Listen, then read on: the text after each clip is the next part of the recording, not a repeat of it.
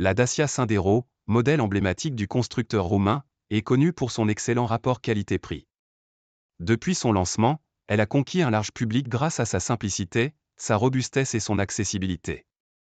Toutefois, face aux nouvelles réglementations environnementales et aux évolutions du marché automobile, la question de son électrification se pose.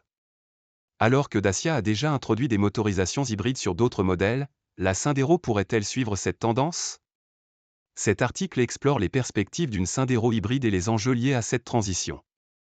Actuellement, la Dacia Sandero est proposée avec des motorisations thermiques fonctionnant à l'essence ou au GPL. Cette stratégie vise à maintenir des coûts compétitifs tout en offrant une alternative plus écologique avec le GPL. Contrairement à d'autres véhicules de la gamme Dacia, comme le Jogger, qui dispose déjà d'une version hybride, la Sandero n'a pas encore franchi ce cap. Le succès de ce modèle repose sur sa simplicité et son prix attractif. Introduire une motorisation hybride pourrait entraîner une hausse des coûts, une préoccupation majeure pour Dacia qui mise sur l'accessibilité de ses véhicules. Toutefois, la réglementation européenne devient de plus en plus stricte en matière d'émissions de CO, ce qui pousse les constructeurs à adapter leur gamme. Selon des sources proches de la marque, la Dacia Sandero devrait bénéficier d'un restylage en 2026, coïncidant avec l'introduction de motorisations hybrides. Ce changement s'inscrirait dans la stratégie d'électrification progressive de Dacia, qui souhaite conserver son image de marque abordable tout en répondant aux nouvelles normes écologiques. La motorisation attendue serait le 1.8 hybride de 155 chevaux, déjà utilisé sur d'autres modèles du groupe Renault-Dacia. Ce moteur associe un bloc essence à un moteur électrique, permettant de réduire la consommation de carburant et les émissions polluantes, tout en offrant un meilleur agrément de conduite. L'arrivée de cette motorisation sur la Sandero marquerait un tournant pour Dacia, qui jusqu'à présent privilégiait les solutions les plus économiques. Toutefois, il faudra voir si la marque réussira à maintenir un prix compétitif pour cette version hybride, un élément clé pour son succès.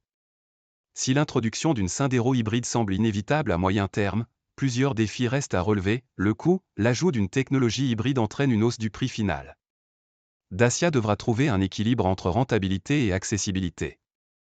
L'acceptation par le public, les clients de Dacia sont habitués à des véhicules abordables et simples. Une version hybride devra convaincre sans complexifier l'expérience utilisateur. La concurrence, de nombreux constructeurs généralistes proposent déjà des citadines hybrides à des prix compétitifs. Dacia devra se démarquer par une offre alliant sobriété et efficacité. L'électrification de la Dacia Sandero semble être une évolution logique face aux exigences environnementales et aux tendances du marché. Si une version hybride est attendue à l'horizon 2026, elle devra relever plusieurs défis, notamment en matière de prix et d'acceptabilité auprès des clients.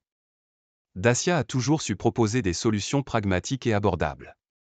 Reste à savoir si la future Sandero hybride saura concilier ses valeurs avec les impératifs technologiques et écologiques de demain. Une chose est sûre, le marché des citadines hybrides accueille un nouvel acteur prometteur.